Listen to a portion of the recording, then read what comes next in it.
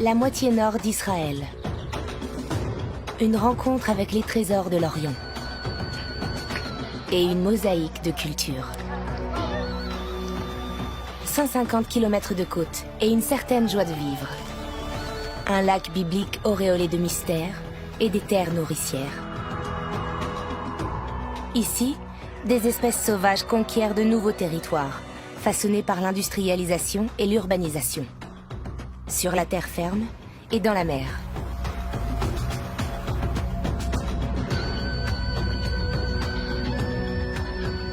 D'autres se réfugient dans de vastes grottes. Et des chercheurs venus de loin viennent tenter de percer leurs secrets. Nous partons à la découverte d'un jeune État aux multiples facettes.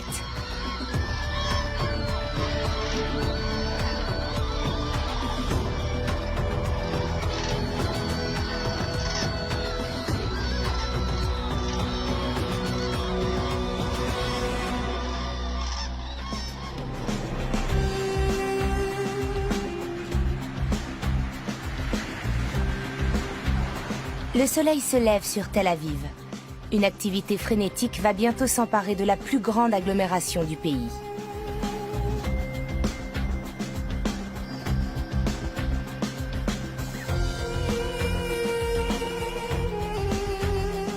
Au cœur de la métropole, le quartier historique de la Ville Blanche est fortement imprégné du style moderniste et de l'école du Bauhaus.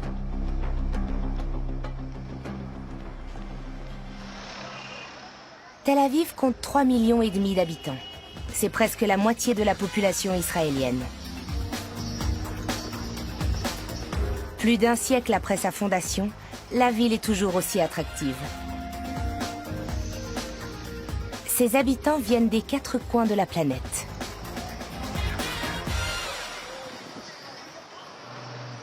Ce salon de thé est comme un parfum de France au cœur d'Israël. 2 sœurs jumelles venues de Paris y proposent une spécialité très française. Des macarons. Pour tous les goûts.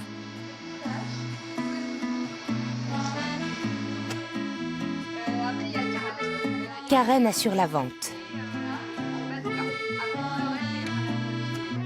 Déborah, elle, est en cuisine. C'est elle qui s'occupe de la partie créative. Ici, bien sûr, tous les macarons sont cachers. Les jumelles ne sont pas passées par l'école hôtelière. Ce sont des autodidactes passionnés de pâtisserie. À la base, on aime bien cuisiner, faire des gâteaux pour les copines, tout ça. On en faisait à la maison, on faisait goûter aux copines. Et puis un jour, on a donné une boîte à une copine qui les a ramenés à son boulot et elle revient vers nous en nous disant « Mais ils ont adoré, pourquoi vous les vendez pas ?» Moi maintenant... Qu'un rapport, pas du tout. Et le truc, c'est que, bon, on en faisait, voilà. Et puis un jour, on est parti rejoindre des copines dans un resto. Et puis le patron, il nous dit, on montrait des photos de macarons qu'on faisait comme ça à la maison. Il nous dit, est-ce que je peux commander? Et nous, on lui dit, ok. Ouais. Et de là, c'est parti. Et après, je sais pas, ça s'est enchaîné. Le bouche à oreille a marché. Et voilà. Et puis après, on a commencé à avoir beaucoup de monde qui nous suivait sur Facebook. Voilà. C'est ainsi qu'en 2017, elles ont quitté Paris et le milieu de la mode pour ouvrir ce petit commerce.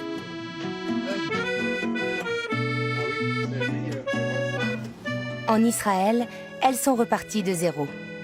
La clé de leur succès? Le courage et la créativité. Peut-être que Israël a encore beaucoup de choses à faire, à évoluer. Mais après, peut-être que c'est un peu plus route ici qu'en France. La façon d'être, la façon de vivre, mais c'est aussi plus libre, moins de prise de tête. Il y a moins de contraintes. On se lève, il y a le soleil, il y a les beaux jours. Il faut pas être penché comme ça. Les jumelles gardent leurs recettes secrètes. Pour nombre de leurs clients, leurs macarons sont les meilleurs d'Israël.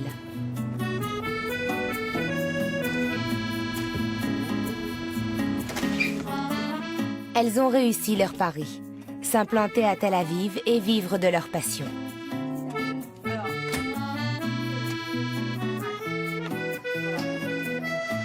La métropole, réputée pour sa douceur de vivre, attire des juifs du monde entier.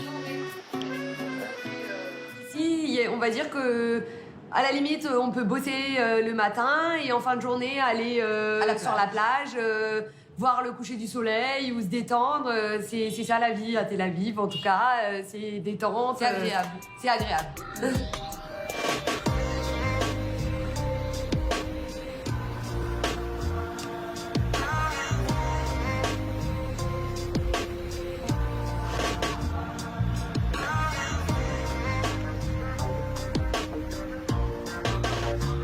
Quand le soleil se couche, Tel Aviv change de visage.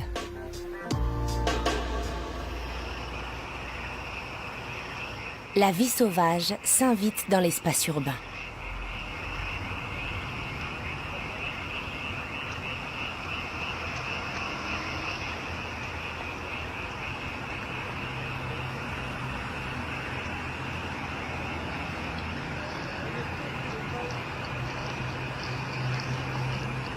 Les chacals dorés apparaissent à la tombée de la nuit.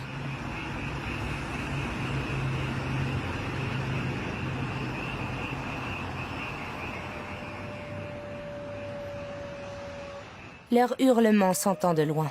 Chaque nuit, une quarantaine d'entre eux viennent chaparder des restes de nourriture dans un parc de la ville.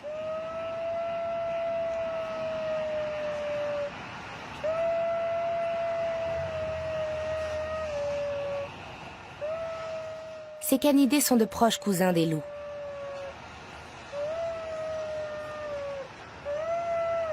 Les chacals n'attaquent pas l'homme, mais ce sont des bêtes sauvages et elles inspirent naturellement le respect.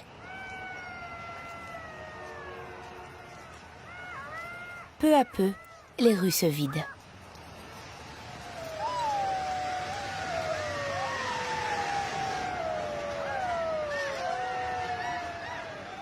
Les chacals règnent en maître sur le parc.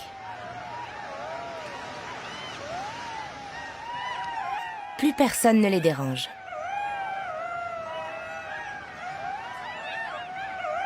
Ces concerts de hurlements renforcent la cohésion de la meute et préviennent les conflits.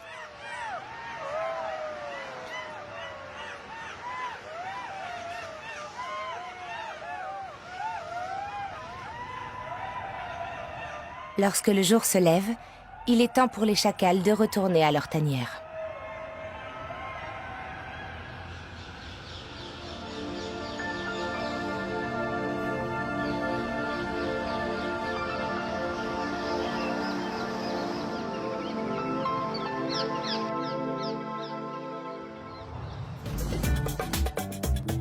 Le département de zoologie de l'université possède toute une ménagerie. On y trouve notamment un chacal.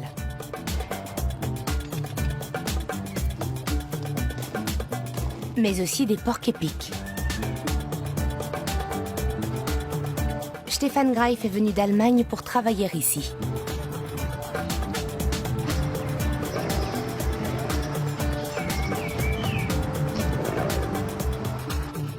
Il se consacre plus particulièrement aux animaux volants. Les oiseaux et les chauves-souris.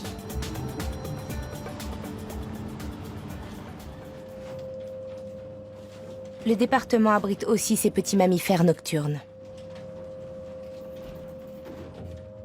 Les roussettes d'Égypte sont répandues dans tout le pays.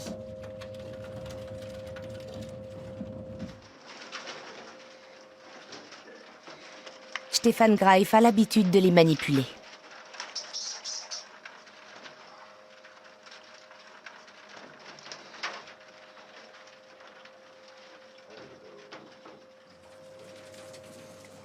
Voilà, je l'ai attrapé. Pas de doute, c'est bien un mâle. On voit clairement que c'est la saison des amours. Les testicules sont gonflés. Ces chauves-souris ont des griffes très puissantes. Ça leur permet de bien s'accrocher sur la roche tendre des grottes. Elles ont aussi de longues ailes pointues. C'est typique de cette espèce dont le vol est très rapide.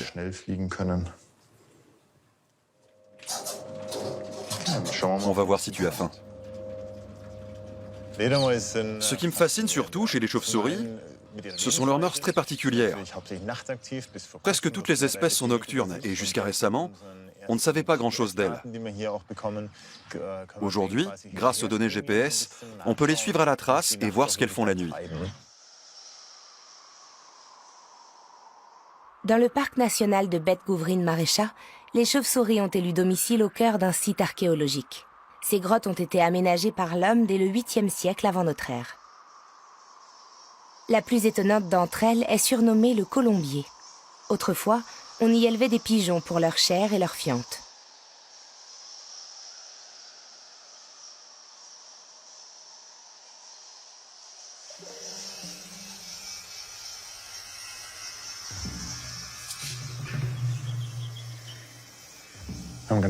Elles ont une drôle de bouille, qui correspond bien au nom de l'espèce d'ailleurs, le molosse de Cestonie. Elles ont de grandes oreilles dressées et un museau tout mignon. Le battement d'ailes de dizaines de roussettes d'Égypte résonne dans le silence de la grotte.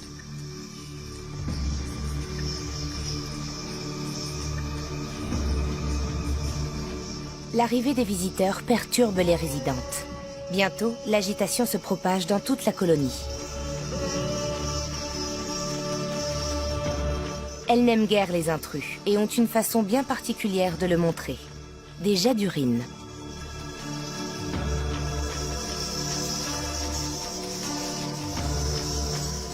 Les deux scientifiques s'en accommodent.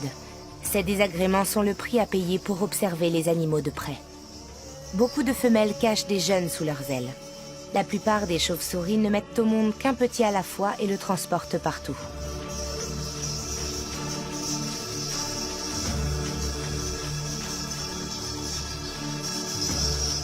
Les jeunes sont autonomes au bout d'une centaine de jours. Stéphane Griff étudie les chauves-souris du monde entier. Leurs populations sont en déclin presque partout. Pourtant, elles sont très utiles à l'homme.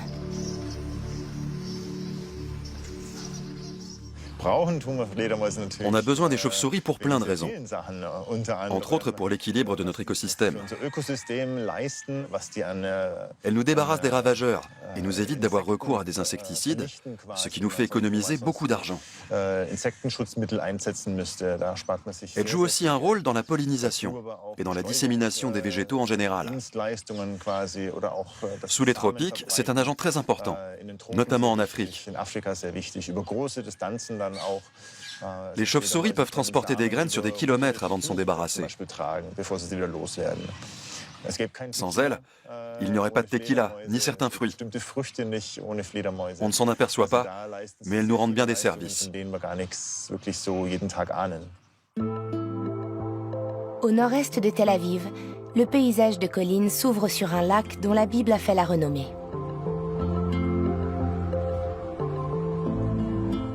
Le lac de Tibériade est la plus grande étendue d'eau douce du Proche-Orient.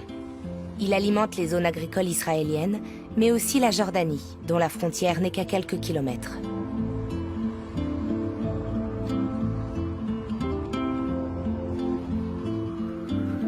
Le nord d'Israël est fertile. Il y a 140 km de Tel Aviv à la frontière du Liban, en passant par Haïfa et par Acre. Dans les terres, on trouve deux éléments de paysage emblématiques, le lac de Tibériade et le plateau du Golan, à la frontière syrienne. Les chrétiens sont très attachés au lac de Tibériade. Selon la Bible, il a été le théâtre de nombreux miracles. Le lac est alimenté par les eaux du Jourdain. En dépit de ses dimensions modestes, ce fleuve est l'un des plus connus au monde. C'est dans ces eaux que Jean a baptisé Jésus-Christ.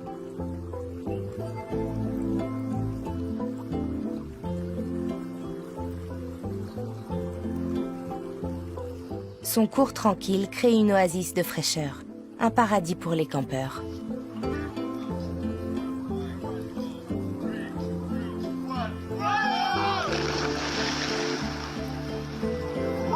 L'eau du Jourdain a permis le développement rapide du pays, dont l'agriculture doit aujourd'hui nourrir 8,5 millions de personnes.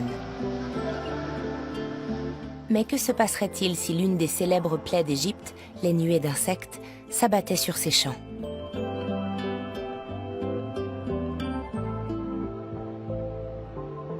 Les agronomes de ce kibboutz ont pris les devants.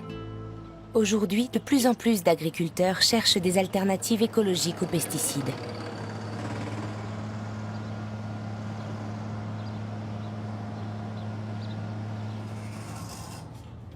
Ayala Lelouch vient de France. Elle travaille pour une entreprise qui se consacre à la lutte biologique contre les parasites.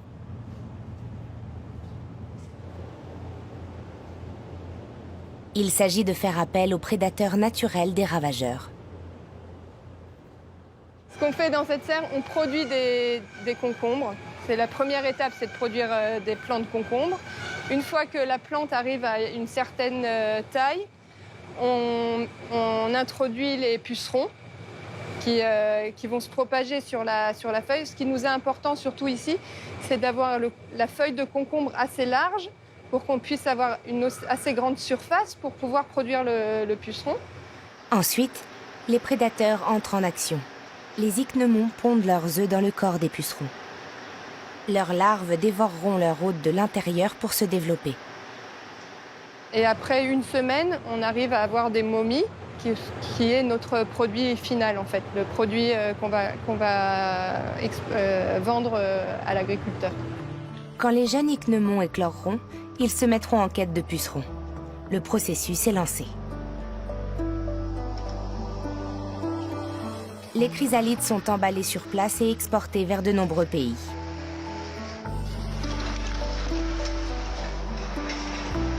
Mais il ne s'agit que d'une stratégie parmi d'autres. On a une équipe de recherche et de développement qui travaille tout le temps sur d'autres projets et à long terme, pour pouvoir développer Biobi, pour que Biobi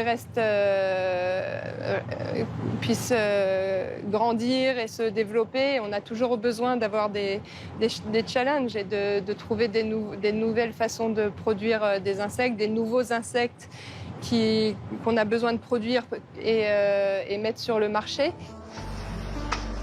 On élève aussi des insectes pour activer la pollinisation. Les agronomes ont découvert que les bourdons sont particulièrement bien adaptés à cet usage.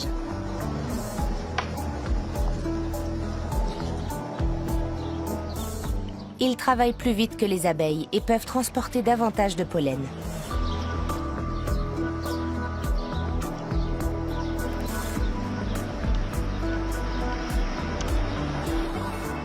Ce proche cousin des abeilles s'accommode aisément de divers environnements et peut même être utilisé en serre. Une boîte d'une vingtaine de bourdons suffit à polliniser une serre de tomates grande comme un terrain de football. Dans tout Israël, les insectes aident ainsi les agriculteurs à prévenir les mauvaises récoltes. Au sein du kibboutz, tout le monde profite des bonnes récoltes. Une partie des revenus est versée dans la caisse commune du village, qui fonctionne comme une coopérative. Une hausse de production peut aussi mener à la création de nouveaux emplois. Les surfaces agricoles couvrent près d'un quart du pays. Elles ont nécessité le drainage des zones marécageuses du nord. Ces champs de la vallée de la Houla jouxtent une réserve naturelle spectaculaire. Elle se trouve sur l'une des plus grandes routes migratoires des oiseaux entre l'Europe et l'Afrique. Chaque automne, des dizaines de milliers de grues s'y installent pour faire étape vers l'Afrique ou pour hiverner. Au printemps, elles retournent en Europe pour la période de reproduction.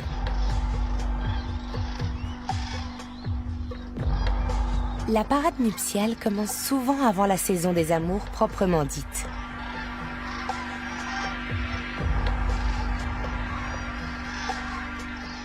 Les grues ne sont pas seules à profiter de ce lieu accueillant.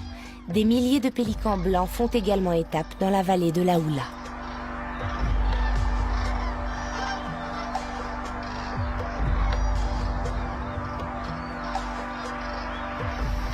Les grues sont très voraces.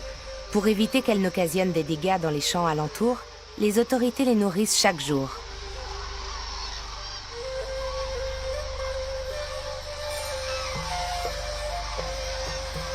Ce spectacle matinal attire des touristes du monde entier.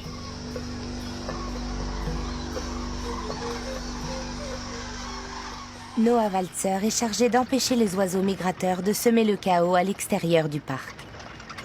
Elle fait le lien entre les agriculteurs et les services de protection de la nature.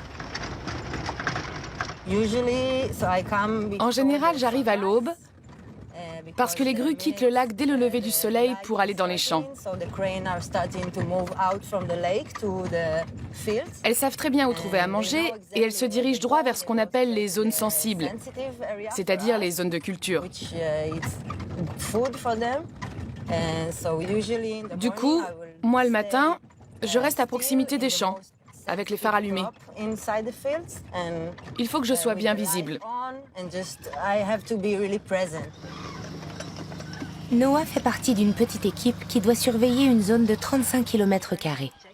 Elle suit les grues où qu'elles aillent.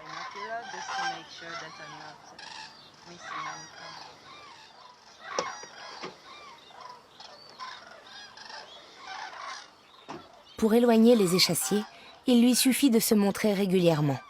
Son travail permet d'assurer une cohabitation paisible entre les agriculteurs et les oiseaux. Elle ne pourrait plus s'imaginer vivre sans les grues. Quand je suis dans le parc et que je vois leur nombre, ou quand je les regarde se nourrir le matin, pour moi c'est magique. Je n'habite qu'à quelques kilomètres du lac, plus au sud. Je les entends. On ne peut pas ignorer leur présence. À l'automne, quand les premières arrivent, on est vraiment content de les retrouver. Puis au bout d'un certain temps, on sature un peu. Et là, en ce moment, on sait qu'elles ne vont pas tarder à repartir et qu'elles vont nous manquer. Quand le soleil se couche sur la vallée de la Oula, Noah devient aiguilleuse du ciel. La distribution de nourriture est déjà loin. Les grues se sont éparpillées dans la zone.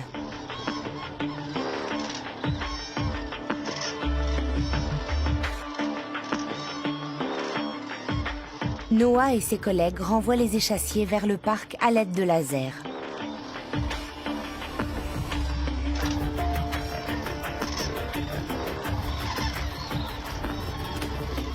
Les individus les plus expérimentés se placent en tête de formation. Ils mènent les autres vers un abri où ils passeront la nuit en sécurité.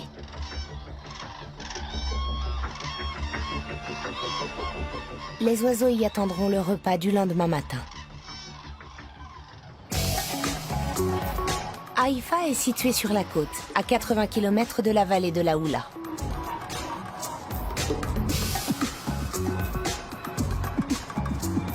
C'est la 3e ville d'Israël et le plus grand port international du pays. Un centre de transbordement vital pour l'industrie lourde.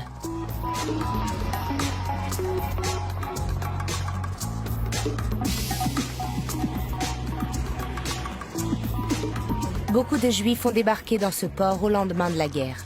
Aujourd'hui, Juifs, chrétiens, Druzes et musulmans cohabitent en paix à Haïfa.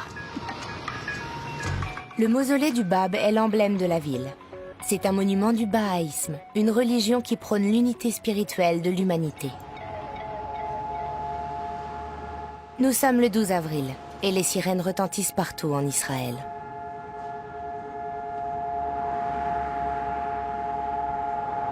Deux minutes durant, le pays se fige pour commémorer les victimes de la Shoah.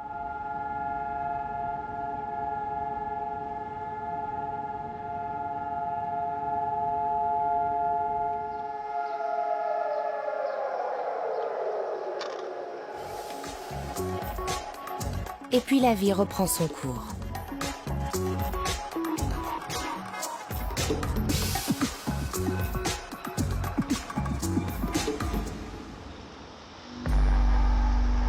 En 70 ans d'existence, Israël est devenu une nation moderne et industrialisée.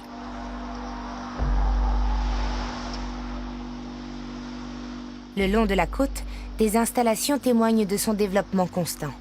Ainsi, une centrale à charbon vieillissante jouxte une usine de dessalement de l'eau ultra-moderne.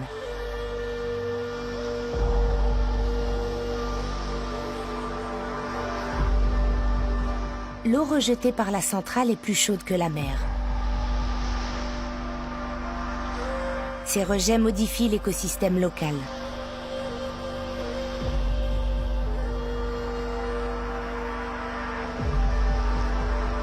À première vue, ils ne paraissent pas avoir de conséquences notables. Il faut aller sous l'eau pour voir ces effets.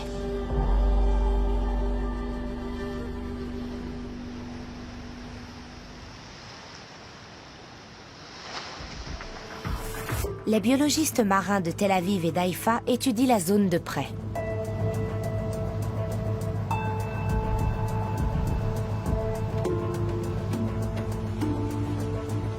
Rami Tzadok est l'un de ces chercheurs.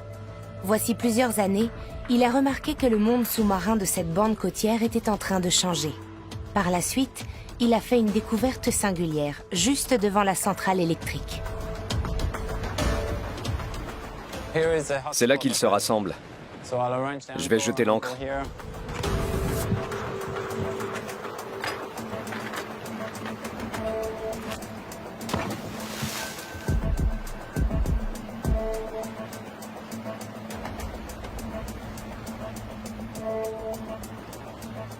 Les voilà. Des requins de 3 à 4 mètres de long. Ils appartiennent à 2 espèces rares, le requin gris et le requin sombre. Le groupe qui se rassemble ici compte parfois près de 40 individus. Il est exceptionnel de voir des requins sombres en Méditerranée orientale. Ils ont été aperçus ici pour la première fois en 2016. Depuis, ils reviennent chaque année passer les mois d'hiver au pied de la centrale. Dans les eaux israéliennes, toutes les espèces de requins sont protégées. Pour ces 2 espèces menacées, c'est une chance d'avoir découvert ce lieu abrité.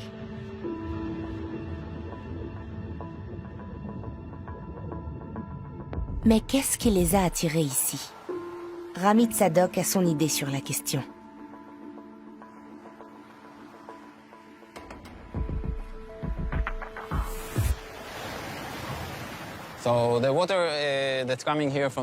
L'eau qui sort de la centrale électrique est chaude et aussi très aérée, si bien qu'elle a une faible densité. Ce qui se passe, c'est que cette couche d'eau chaude avec ses bulles d'air et ses turbulences reste au-dessus. En dessous, on a comme un vide, une zone plus tranquille, alors que l'eau chaude s'écoule vers le sud-ouest. À l'inverse, l'eau froide venue du large va descendre vers le fond. Elle est plus riche en nutriments que les autres masses d'eau de la zone, et donc beaucoup plus poissonneuse. Ça explique probablement la présence des requins. Et il y a beaucoup de poissons.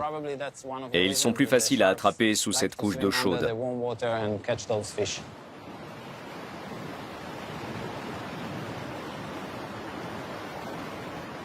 Des requins de cette taille peuvent représenter un danger pour les hommes.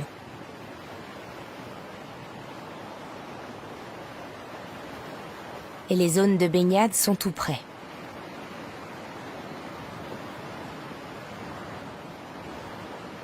Pour l'instant, hommes et requins ne se gênent pas.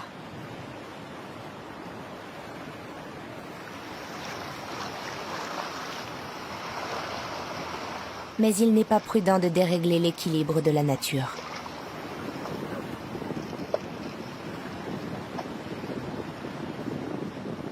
Le problème, c'est qu'on est peut-être trop intelligent. On a changé beaucoup de choses pour nous faciliter la vie. On modifie les habitats naturels d'autres espèces. Mais nous aussi, on est le produit de l'évolution et des animaux parmi d'autres sur cette planète. C'est tout. La charmante ville d'Acre est située à 60 km de là, en remontant vers le nord.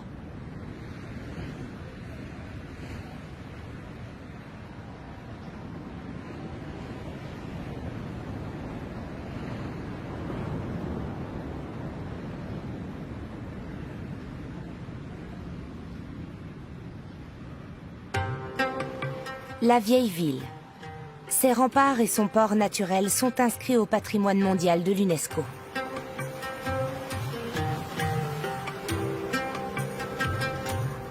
Les croisés ont laissé leur empreinte dans la cité, mais son architecture est majoritairement arabe.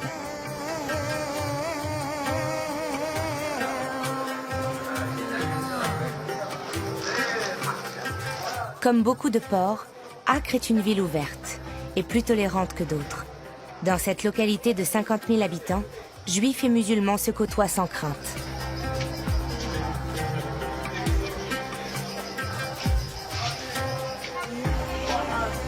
Dans les souks, on trouve de nombreuses spécialités orientales.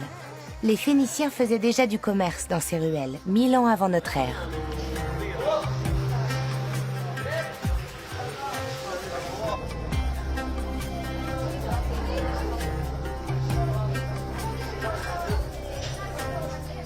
Acre est réputé pour son industrie de la pêche et possède quelques-uns des meilleurs restaurants de poissons du pays. Le quartier du marché est surtout fréquenté par la population locale.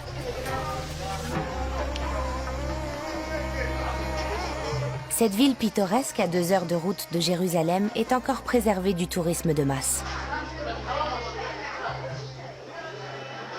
Le soir, tous les habitants semblent se donner rendez-vous sur le port.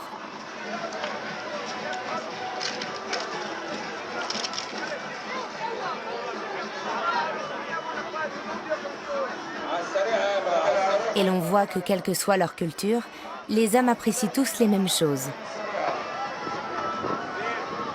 Qu'ils soient juifs ou musulmans.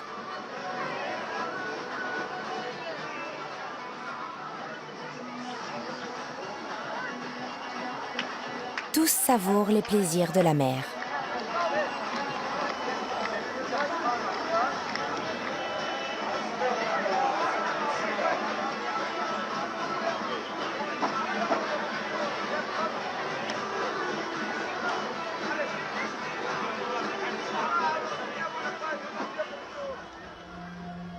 À 30 km au nord-est d'Acre, le paysage est plus accidenté.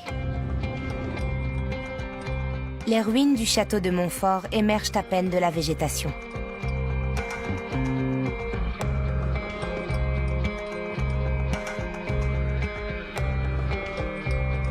Au XIIIe siècle, c'était le siège des chevaliers de l'ordre teutonique en Palestine. 5 années durant, les Mamelouks ont tenté en vain de prendre la forteresse.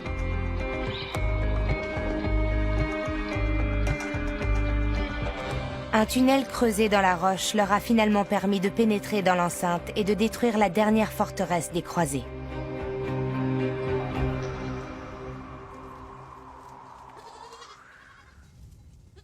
Aujourd'hui, la paix règne dans les monts de Galilée.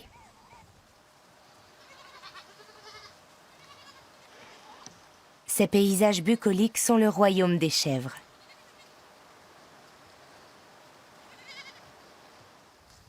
Quant aux ruines du château, elles ont été investies par une autre espèce.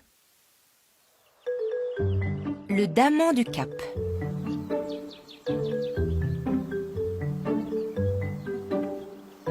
Aussi étonnant que cela puisse paraître, les damans sont apparentés aux éléphants. Les Israéliens les appellent même ironiquement les éléphants juifs.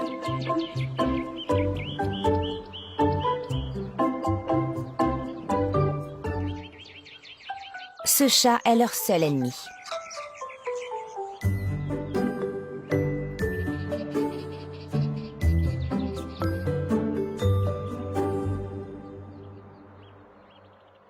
Les damans du Cap sont végétariens.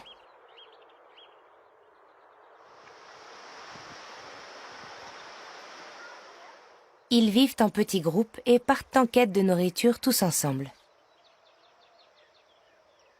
Ici, il y a des baies, de l'herbe et des bourgeons en quantité suffisante.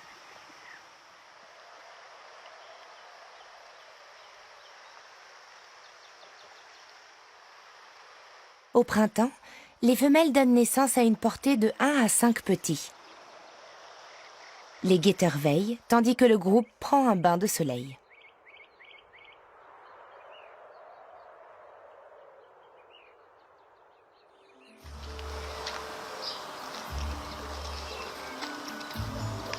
Ces jeunes canidés sont à moitié chiens et à moitié loups. Ce n'est pas un hasard, car Gilad Guy est spécialisé dans l'étude des loups. Il vit avec sa petite meute sur le plateau du Golan, à la frontière avec la Syrie.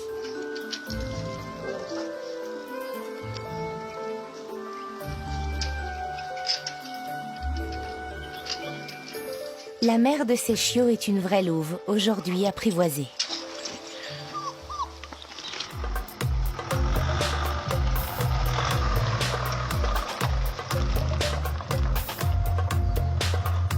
Gilad part chaque jour en excursion dans les environs. Il s'est pris de passion pour les loups après en avoir vu un ici il y a 2 ans.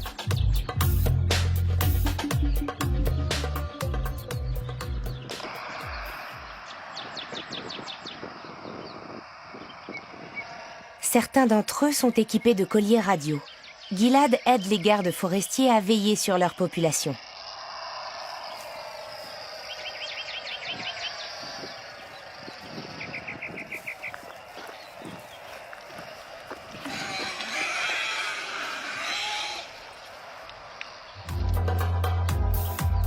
Le plateau du Golan est peu densément peuplé. Les rencontres entre loups et humains sont rares. Mais Gilad connaît l'emplacement des tanières.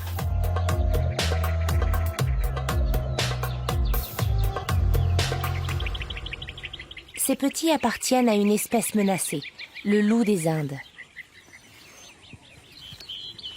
Gilad suit de près leur croissance.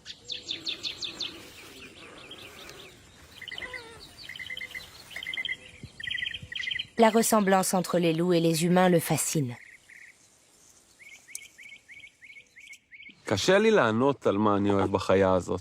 J'aurais du mal à expliquer ce qui me plaît chez cette espèce.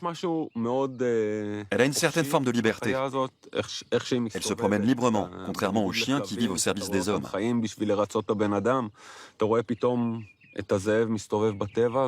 Lorsqu'un loup se promène dans la nature, on peut lire la détermination dans ses yeux. Il sait ce qu'il veut. Il avance avec fierté. Parfois, on en voit un grimper sur une montagne pour observer le coucher du soleil, juste parce qu'ils aiment ça.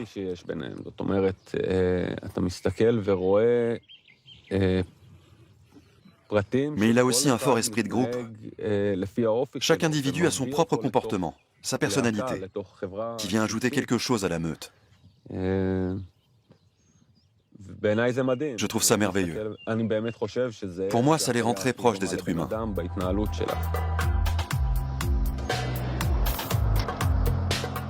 Gilad est aussi un grand amateur de photographie.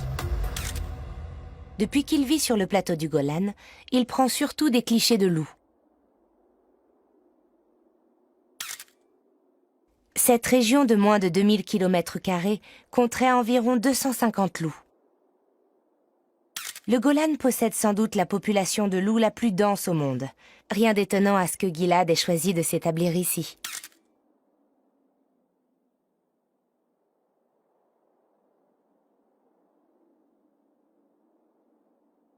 Il y a encore quelques années, j'étais salarié dans une entreprise d'informatique. Au départ, j'étais juste venu dans le Golan pour voir un ami. Je venais de me mettre à la photographie naturaliste. J'étais censé ne rester qu'une semaine. Mais je suis tombé amoureux de cet endroit. Et la semaine suivante, je suis revenu avec ma voiture et j'ai loué un appartement. Mon plan, c'était de rester quelques semaines pour photographier un loup, puis de retourner en ville. J'ai mis 6 mois avant de voir mon premier loup dans le Golan. Chaque fois que j'en rencontrais un, j'avais encore plus envie de me rapprocher des loups, de les voir plus souvent. J'étais sous le charme. Après 2 années passées sur le plateau du Golan, Gilad en sait plus sur les loups que beaucoup de zoologues. Il a établi des relations avec les animaux, mais aussi avec les organismes de protection de la nature et les éleveurs de la région.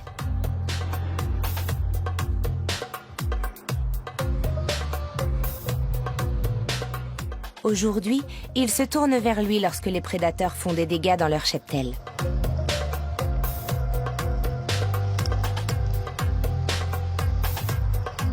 Gilad examine la carcasse.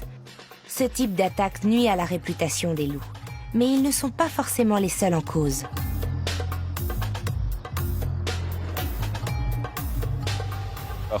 Elle a été dévorée par des aigles ou des loups. Mais si on observe la morsure sur cette jambe, on voit qu'elle a été traînée jusqu'ici. Un animal l'a tirée par la jambe. Seul un loup aurait pu faire ça, pas un aigle. Ils ont donc fait leur part.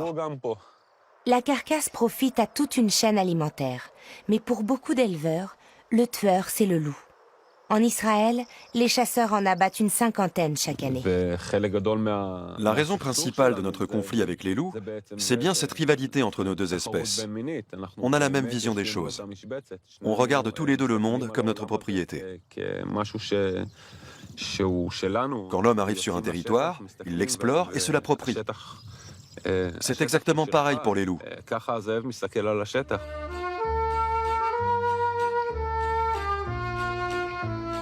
Le plateau du Golan est tout près de la Méditerranée. 70 années ont passé depuis la fondation de l'État d'Israël.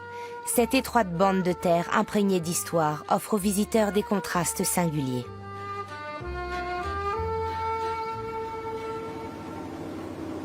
Notre voyage se termine à la frontière avec le Liban.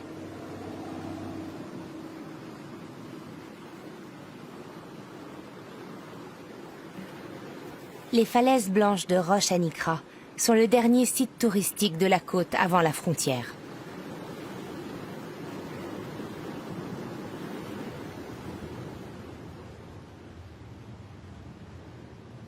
Le soleil illumine le calcaire de ces grottes. Autrefois, un tunnel ferroviaire traversait le site et le train emmenait les voyageurs jusqu'à Beyrouth, la capitale du Liban. Mais c'est une époque révolue.